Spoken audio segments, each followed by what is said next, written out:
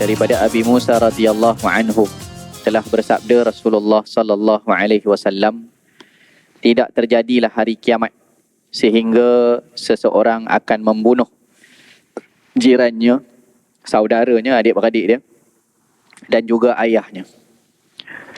Jadi kita dapati benarlah sabdaan Nabi sallallahu alaihi wasallam ini. Bismillahirrahmanirrahim. Alhamdulillahirabbil alamin. Wassalatu wassalamu ala asyrafil anbiya'i wal mursalin. Sayyidina Muhammad wa ala alihi wa sahbihi ajma'in. Rabbana zidna ilman warzuqna fahman birahmatika ya arhamar rahimin. Allahumma faqihna fid din wa 'allimna at-ta'wil wahdina ila siratikal mustaqim. Bismillahi ma sya Allah, la quwwata illa billahi ma sya Allah. Kullu ni'matin min Allah ma sya Allah. Al khairu kulluhu biyadillah ma sya Allah. La yasrifu su'a illa Allah. Amma ba'd. Alhamdulillah, syukur pada Allah Ta'ala dapat kita bersama-sama, insyaAllah 5 minit sebelum insyaAllah. Syukur pada Allah dapat kita sama-sama beriktikaf di rumah Allah pada Sayyidul Ayyam, penghulu pada segala hari, hari yang mulia, hari Jumaat yang penuh keberkatan. Mudah-mudahan sentiasa Allah Ta'ala membimbing kita dengan hidayah taufik daripada Allah dan diberikan ruang peluang untuk kita terus melakukan ketaatan dan diberkati masa kita dan diredai oleh Allah Subhanahu wa Ta'ala dan diterima segala amalan soleh yang kita kerjakan. Amin Allahumma amin. InsyaAllah sementara menunggu masuknya waktu solat fardu Jumaat, sama-sama kita dengarkan hadis-hadis Rasul sallallahu alaihi wasallam daripada kitab Al-Adabul Mufrad yang disusun oleh Al-Imam Al-Bukhari radhiyallahu anhu wa nafa'ana bihi wa bi'ulumihi fid daraini amin. Kita sambung pada bab yang ke-65, bab yang menyatakan tentang jiran yang buruk. Hadis yang ke-118, wa bihi ilahi qala haddatsana Makhlad ibnu Malik qala haddatsana Abdul Rahman ibnu Maghra qala haddatsana Buraid ibnu Abdullah an Abi Burdata an Abi Musa radhiyallahu anhu qala qala Rasulullah sallallahu alaihi wasallam, la taqumus sa'atu hatta yaqtula ar-rajulu jarahu wa akhahu wa abahu. Daripada Abi Musa radhiyallahu anhu telah bersabda Rasulullah sallallahu alaihi wasallam, tidak terjadilah hari kiamat sehingga seseorang akan membunuh jirannya, saudaranya, adik-beradik dia, dan juga ayahnya. Jadi kita dapati benarlah sabdaan Nabi sallallahu alaihi wasallam ini. Akhir zaman ini bila Nabi sebut la taqumus sa'ah, maknanya situasi-situasi ini adalah antara situasi yang akan berlaku di akhir zaman, di mana menjadi pelik bila seseorang yang pada dasar asalnya dikasihi oleh seseorang, seorang adik-beradik mengasihi adik-beradik dia, anak beranak, anak kasih ibu ayah dia, ibu ayah kasih pada anak dia, seorang jiran juga berbuat baik kepada jirannya sebab hidup sama-sama, sebelah-sebelah rumah, satu komuniti. Tetapi apabila berlaku di akhir zaman banyak kesalahfahaman, ataupun dalam hadis yang lain disebutkan tidak berlaku kiamat, sehinggalah ramainya orang yang jahat berbanding daripada orang yang baik. Orang yang baik semakin kurang, orang yang jahat semakin ramai. Jadi dalam komuniti nak cari orang yang baik dalam kejiranan susah. Jadi terkena-kena kita duduk di satu rumah, satu komuniti yang mungkin dikelilingi oleh orang-orang jiran-jiran yang yang buruk, yang mungkin sahaja mereka dengan pentingkan diri sendiri, ataupun dengan keburukan-keburukan, dengan kefasikan mereka, sewenang-wenangnya berlaku, jiran itu boleh jadi pertengkaran, sehingga bawa kepada pembunuhan. Dan kita tengok pada hari ini pun ini adalah tidak pelik lah. Perkara ni tak jadi perkara yang pelik. Kita tengok jiran bunuh jiran, atas apa jua sebab nak jadi pembunuhan boleh banyak sebab. Mungkin asalnya pertengkaran, sama ada sengaja ataupun tak sengaja, macam kes yang berlaku baru-baru ni, hatta adik-beradik, kan, sengaja ke tak sengaja ke, tapi pembunuhan berlaku, pembunuhan berlaku, seorang, ini adalah perkara yang sudah pun disebutkan oleh baginda Rasul sallallahu alaihi wasallam, sampai orang sanggup bunuh adik-beradik, sampai orang sanggup bunuh ayah dia sendiri. Sekarang tak jadi benda pelik dah, seorang anak bunuh ayah dia sendiri. Kalau orang yang biasa saja pun mungkin tidak terlepas daripada situasi itu, apatah lagi kalau diuji dengan dapat anak penagih dadah contohnya.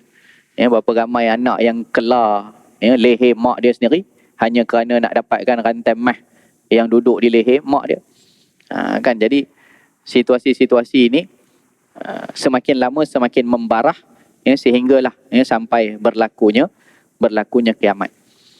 Dan sebahagian ulama mengatakan antara sebab seseorang jiran itu membunuh jirannya adalah kerana kesalahfahaman agama, boleh jadi ekstremis dalam agama, boleh jadi juga dia memandang jiran dia melakukan perkara-perkara yang buruk, lalu sebab dia salah faham agama, maka dia kata dia halalkan darah jiran dia, lalu dia membunuh jiran dia mungkin saja atas alasan agama. Sebab ada hadis yang menyebutkan bahawa hatta ada orang yang dia rajin baca Quran, maknanya orang alim lah kot. Nak kata alim tidaklah, kalau alim tak buat begitu, abid lah, orang ahli ibadah, rajin baca Quran. Hatta ruwiyat bahjatun fi wajhi, sampai nampak kesan di wajahnya, maknanya orang pun tengok ni muka orang soleh ni muka orang baik ni, rajin baca Quran apa semua.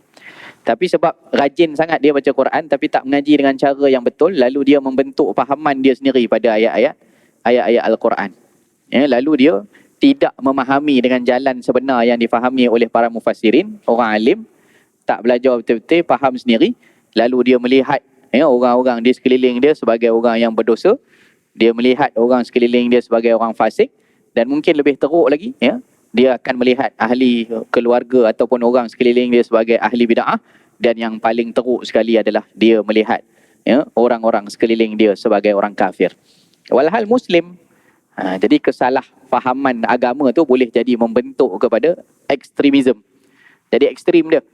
Dia tengok jiran dia buat benda-benda yang mungkin perkara khilafiah saja, yang ada pandangan ulama tertentu begini-begini yang boleh untuk berkhilaf padanya, tapi dia berkeras pada perkara tersebut hanya kerana kesalahfahaman daripada sudut pandangan agama. Jadi bila balik rumah dia angkat pedang, angkat senjata, dan dia bunuh jiran dia, dikafirkan, dikatakan bahawa orang ini, jiran dia ni adalah musyrik yang halal darah dia. Walhal orang ni bukan orang jahat pun, dia baca Quran tu, kuat baca Quran. Dia nak bagi tahu kesalahfahaman terhadap agama. Quran dan hadis itu memang dia petunjuk hidayah, tetapi disebutkan juga bahawa Quran dan hadis itu boleh jadi mudil, boleh jadi menyesatkan orang bagi orang yang tak faham sungguh cara nak faham Quran dan hadis. Jadi sebab tu kita kena belajar Quran, kena belajar tafsir dia, hadis kena belajar syarah dia. Banyak orang yang salah faham tadi, ekstremisme tu berlaku apabila mereka contohnya menggunakan ayat-ayat yang khusus ditujukan kepada orang kafir. Dalam Quran disebut tentang ancaman-ancaman kepada orang kafir, tapi dipakai kepada orang Islam. Itu masalah. Mana boleh itu benda ayat untuk orang kafir, tiba-tiba dia gunakan, dia tujukan kepada orang Islam. Maka akan berlakulah salah faham dan membawa kesan yang buruk, antaranya persengketaan, dan boleh jadi sampai kepada pembunuhan. Wal'iyadzubillah. Mudah-mudahan Allah selamatkan kita, masyarakat kita, kejiranan kita daripada jaris su', daripada jiran yang buruk. Bab yang ke-66, babu la yu'zi jarahu, bab pada menyatakan jangan menyakiti ataupun mengganggu jiran. Wa bihi ilahi qala hadatsana Musaddad qala hadatsana Abdul Wahid qala hadatsana Al-A'mash qala hadatsana Abu Yahya maula Ja'dah bin Hubairah qala sami'tu Abu Hurairah radhiyallahu anhu yaqulu qila lin nabiy sallallahu alaihi wasallam ya Rasulullah inna fulanatan taqumul laila wa tasumul nahar وتفعل وتصدق وتؤذي جيرانها بلسانها فقال رسول الله صلى الله عليه وسلم لا خير فيها هي من أهل النار قالوا وفلانة تصلي المكتوبة fatasaddaqa bi athwarin la tu'dhi ahadan, faqala Rasulullah sallallahu alaihi wasallam, hiya min ahlil jannah. Daripada Sayyidina Abi Hurairah radhiyallahu anhu, beliau berkata, telah bertanya seseorang kepada Nabi sallallahu alaihi wasallam, ya Rasulullah, sesungguhnya fulanah, si fulan ni, kalau perempuan tambah tamarbutah lah, fulanah, ya, si fulan ni, wanita ni, seorang wanita, dia selalu melaksanakan solat di tengah malam, rajin tahajud lah, orangnya ahli ibadah, ya, rajin tahajud. Kemudian berpuasa sunat di siang hari, siang pun boleh tahan ibadah dia, rajin puasa sunat. Pantang ada puasa sunat, dia puasa lah Isnin Khamis, ya. Mungkin silap-silap dia buat puasa Nabi Daud. Puasa Nabi Daud ni puasa sehari, tak puasa sehari, selang-selang, ya. Maknanya dalam sebulan tu 15 hari dia puasa. Banyak lah. Puasa ni ada banyak jenis kan. Ada puasa bulanan, ada puasa mingguan. Orang yang nak ambil puasa bulanan, dia boleh pilih 3 hari dalam sebulan. Boleh 3 di awal, 3 di tengah, 3 di hujung, ya. Jadi 9 hari, 9/30, lebih kurang 1/3 bulan lah.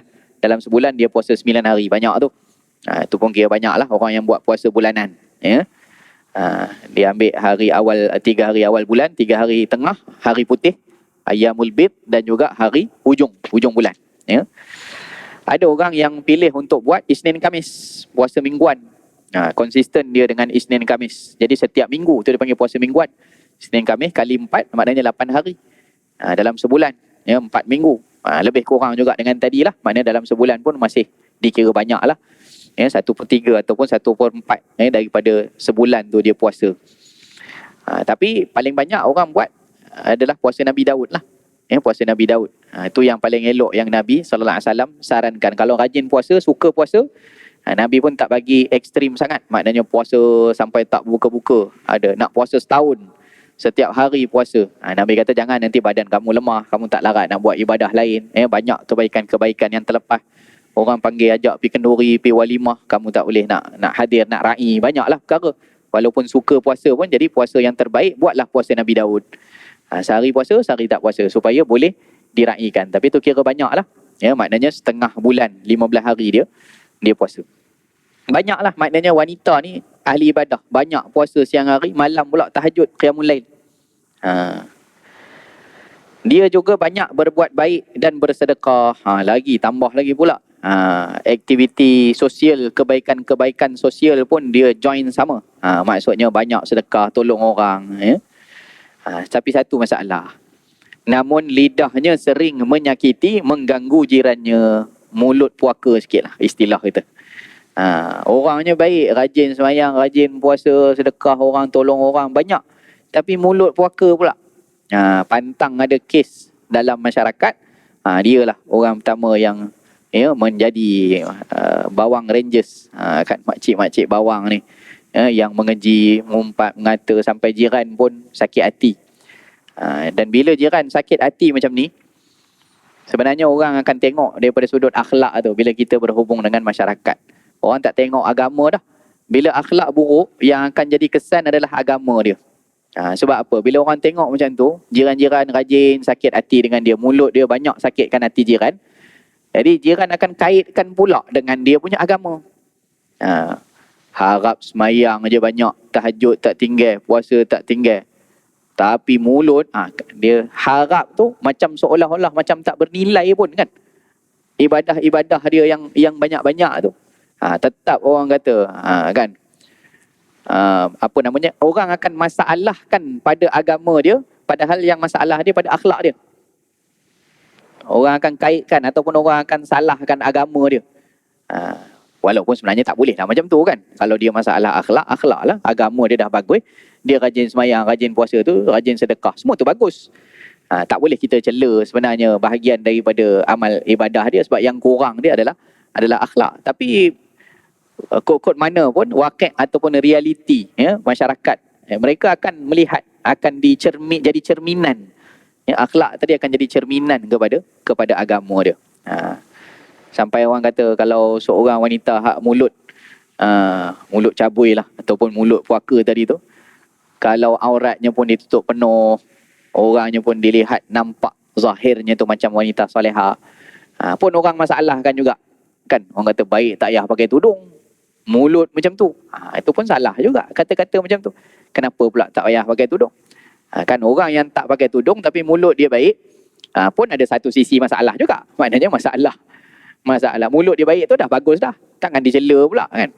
Kamu tak pakai tudung macam ni, alang-alang baik kamu maki orang je. Tak boleh juga macam tu. Dia dah tutup aurat elok, elok lah. Kenapa yang suruh dia tukar pula dia daripada mulut elok jadi mulut tak elok? Jadi di repair salah satu. Daripada hadis ni kita tahu sebenarnya hubungan kita dalam ibadah, dia ada hubungan vertikal dengan horizontal, ya, kepada Allah Subhanahu Wa Taala satu hal ibadah. Dan juga hubungan sosial kita dengan masyarakat pun satu perkara yang sebenarnya jadi perkara yang jadi nilaiat dalam agama kita. Jadi tengok beberapa ciri tadi kita kata orang kalau macam ni banyak semayang, banyak sedekah, banyak puasa ni masuk syurga lah kot kan banyak ibadah dia. Tapi lidahnya suka ganggu jiran dia. Tengok apa Nabi sallallahu alaihi wasallam jawab. Nabi kata tidak ada kebaikan dalam dirinya, la khaira fiha wa hiya finnar, dia adalah penghuni neraka, wal a'yadu billah. Jadi maksudnya ibadah-ibadah yang dia buat tadi boleh jadi ditolak di sisi Allah Subhanahu Wa Taala, kerana tak selesai hubungan dia dengan makhluk. Hubungan kita bukan dengan Allah Taala saja, hubungan kita juga dengan makhluk. Banyak hadis-hadis lain yang Allah Taala mensyaratkan kamu nak redha Allah, maka kamu kena cari redha makhluk. Redha Allah fi redhal walidain. Kamu nak kasih Allah, redha Allah, kamu dapatkan dulu kasih orang tuamu. Orang tuamu redha kepadamu, mak ayah kamu redha kamu, Allah Ta'ala redha kamu. Mak ayah kamu tak redha kamu, mana kamu derhaka pada mak ayah kamu, Allah Ta'ala juga akan tidak mengasihi kamu. Jadi itu banyaklah. Hubungan kita tu jangan kita ingat semayang kita je dijaga. Tapi hubungan dengan orang lain pun kena jaga. Terutama jiran-jiran lah. Jadi walaupun banyak semayang, tapi dia panggil apa? Sama naik lah. Lidah dia sama naik, maki dia sama naik dengan ibadah dia.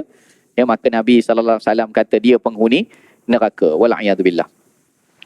Kemudian para sahabat berkata, terdapat wanita lain. Ni cerita kalau orang lain pula. Dia ni hanya melakukan solat fardu dan bersedekah dengan gandum. Maknanya orangnya, agamanya biasa-biasa je lah. Macam orang awam lain lah. Semayang fardu dia jagalah, semayang wajib. Sedekah pun sedekah dengan gandum. Kalau dalam ni aswar. Aswar ni yang tepatnya keju lah. Saur tu. Aswar ni keju. Maksudnya kalau sedekah dengan keju, susu masam, susu keras tu, tak adalah banyak sedekah dia. Macam perempuan tadi tu. Kan? Dia setakat mana ada kemampuan, kongsi sikit-sikit rezeki yang ada, dia bagi. Namun dia tidak menyakiti jirannya. Ni situasi kedua, wanita yang kedua. Macam mana? Ditanya pada Nabi SAW. Dengan jiran-jiran pun okey kan. Maka Nabi SAW bersabda, hiya min ahlil jannah. Dia adalah daripada kalangan penghuni syurga. Jadi jaga yang wajib, kemudian jaga juga akhlak kita dengan orang lain. Sebab apa? Sebab Nabi SAW akan gembira, akan berbangga dengan umat Nabi yang mencintai umat Nabi. Sebab Nabi kita SAW sangat cinta, sangat kasihkan kepada umat. Jadi bila umat ikut sama mengasihi umat Nabi, maka dia akan dikasihi oleh baginda Nabi SAW. Tengoklah, nak tengok sejauh mana hubungan seseorang dengan jirannya, maka lihat pula hubungan dia dengan Rasulullah SAW. Dan nak tengok hubungan seseorang dengan Rasulullah dan juga cinta dia kepada Allah, maka lihatlah bagaimana cinta dia dan hubungan dia dengan baginda Rasul SAW. Hadis yang berikutnya.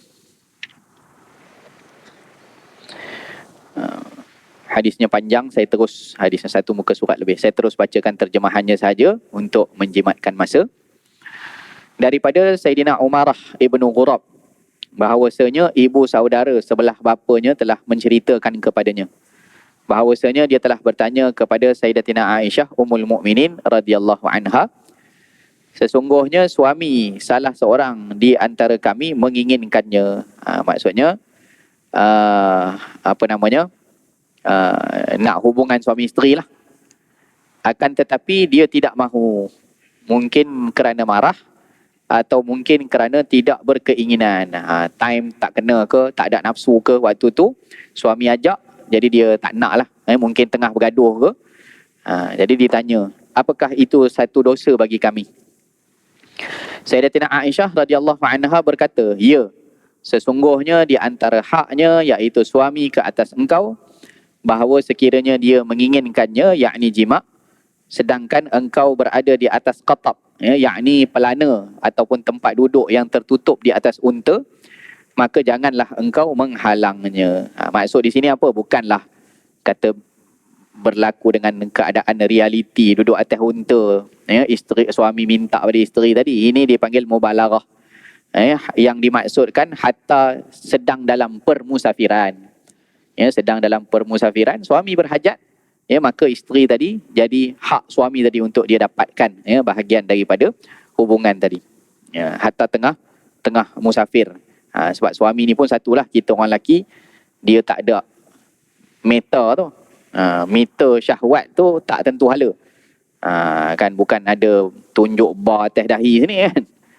Dia tiba-tiba nak naik bar dia, cas lebih, full bar, waktu tu dia haraplah ada isteri dia. Kalau tengah tak ada tu, tak ada lah. Tapi maknanya orang lelaki memang itulah keadaan dia. Jadi bila sampai masa syahwat dia, dia perlukan isteri dia.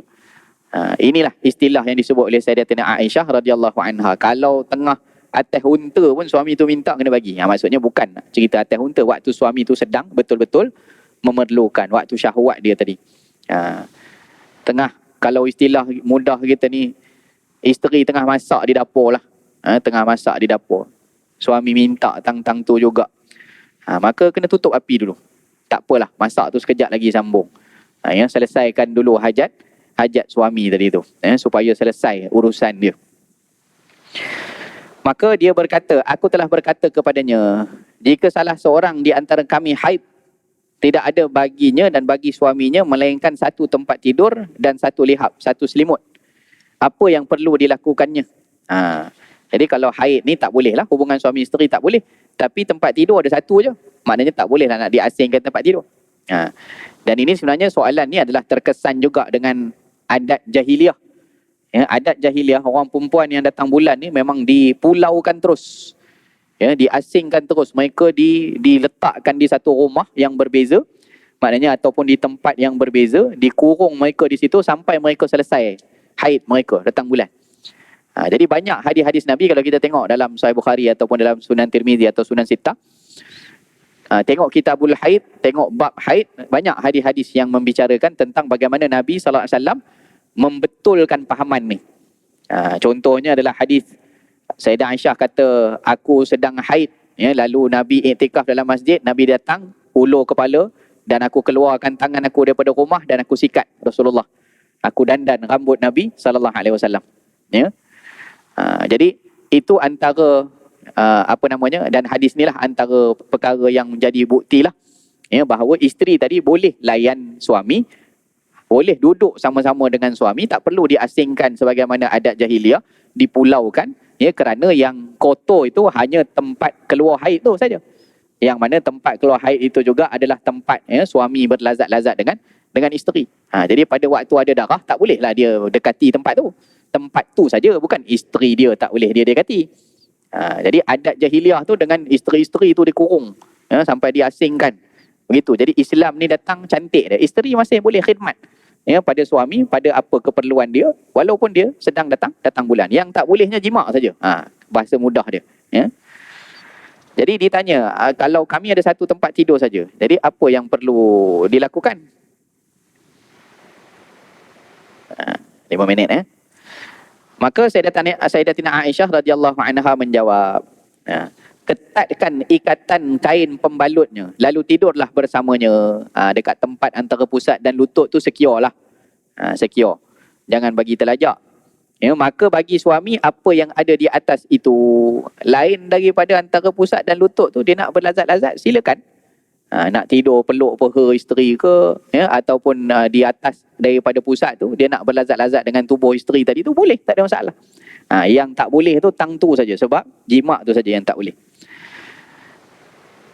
Maka bagi suami apa yang ada di atas itu, aku akan beritahu kepada engkau apa yang dilakukan oleh Nabi SAW. Sesungguhnya satu malam aku bersama baginda SAW. Aku telah menggiling gandum, aku buatkan roti. Maka baginda SAW masuk lantas menutup pintu. Lalu baginda pun masuk ke masjid. Biasanya adalah baginda SAW apabila hendak tidur, baginda SAW menutup pintu.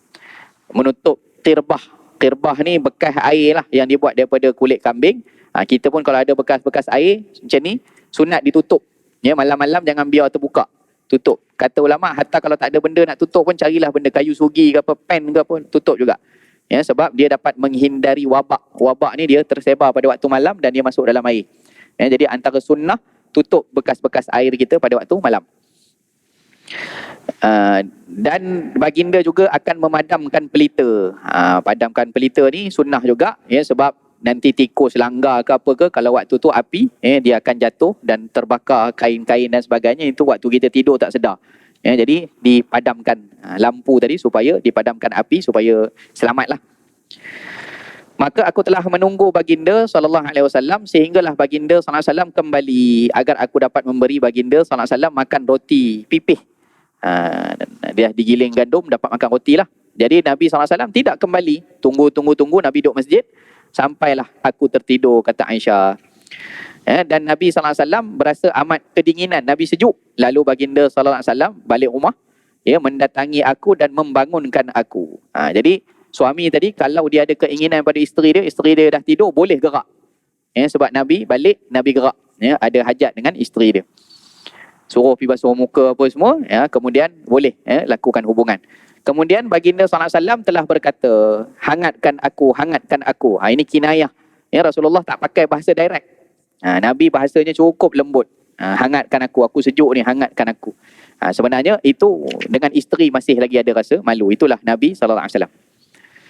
Maka aku telah berkata kepada baginda SAW, sesungguhnya aku sedang haid. Jadi Aisyah pun faham kehendak Nabi. Tak boleh ni Rasulullah, saya tengah datang bulan ni. Lalu baginda SAW bersabda, sekiranya engkau singkapkan pehamu, maknanya tak apalah kalau macam tu selak kain. Ya, selak kain bagi peha kamu. Ya, maka aku singkapkan kepada baginda SAW pehaku. Kemudian baginda SAW telah meletakkan pipi baginda SAW dan kepala baginda SAW di atas pehaku sehingga baginda merasa hangat. Nabi tidur peluk peha isteri. Haid tak boleh layan dengan hubungan jima, ya, maka peluk peha dan Nabi tertidur. Ya. Tiba-tiba seekor anak kambing jiranku, ni cerita bab jiran kan, ni baru syawahid dia. Tiba-tiba anak kambing jiranku masuk dalam rumah. Sebab tadi Nabi tak tutup, ya, pintu rumah. Biasanya Nabi tutup, tapi hari tu maknanya Nabi masuk, pintu tu terbuka, jadi kambing masuk. Anak kambing itu pun menuju ke roti tadi lalu mengambilnya. Kemudian dia pun berlalu pergi. Dia anak kambing curi roti. Masuk dalam rumah, curi roti. Jadi kan tadi Nabi tidur peluk peha Aisyah. Ya. Jadi aku telah menggerakkan badanku daripada baginda SAW. Yalah, kalau dah bangkit, mestilah yang tengah peluk tadi tu atau tengah menyentuhkan wajahnya, iaitu Nabi SAW, terjagalah kan. Sebab Sayyidah Aisyah bangun pergi kejar anak kambing ni. Dan baginda SAW pun terbangun, ya. Lalu aku telah menghalau anak kambing itu sehingga ke pintu nak ambil balik roti tadilah.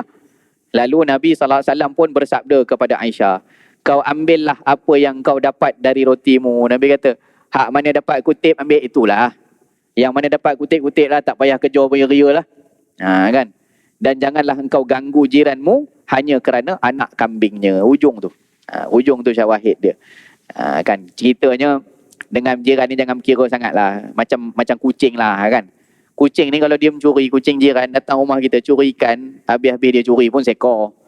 Kan takkan sebab seekor ikan yang dicuri oleh kucing jiran tadi tu kita pergi kejar, serang jiran tu, ya, maki dia, bergaduh sampai bawa kayu baseball, bawa kayu nak pukul. Panjang cerita lah. Kan hanya kerana ikan seekor kadang-kadang. Kucing kan bukan macam kita. Dia kalau curi pun seekor, dia tak panggil kawan-kawan dia pula, ada kenduri tu. Rumah kawan tu banyak ikan goreng. Tak ada, dia curi seekor, rezeki dia lah. Jadi Nabi kata tak payah, yang mana dapat kutip, roti jatuh tu ambil lah. Kalau yang tak dapat tu jangan sampai kamu sakiti jiran kamu, kata Nabi sallallahu alaihi wasallam. Wallahu taala a'la wa a'lam. Kita berhenti dulu di sini. Wassallallahu ala sayyidina Muhammadin wa ala alihi wa sahbihi wa baraka wa sallam. Bismillahirrahmanirrahim. Alhamdulillahirabbil alamin wassalatu wassalamu ala asyrafil anbiya wal mursalin سيدنا محمد وعلى آله وصحبه أجمعين. ربنا انفعنا بما علمتنا، رب علمنا الذي ينفعنا وزدنا علما وعملا صالحا. اللهم اجمعنا مع الحبيب المصطفى رسول الله صلى الله عليه وسلم في جنتك جنة الفردوس يا أرحم الراحمين. اللهم ارحم أمة سيدنا محمد صلى الله عليه وسلم. اللهم أصلح أمة سيدنا محمد صلى الله عليه وسلم. اللهم فرج عن أمة سيدنا محمد صلى الله عليه وسلم. ربنا آتنا في الدنيا حسنة وفي الآخرة حسنة وقنا عذاب النار. وصلى الله على سيدنا محمد وعلى آله وصحبه أجمعين والحمد لله رب العالمين. السلام عليكم ورحمة الله وبركاته.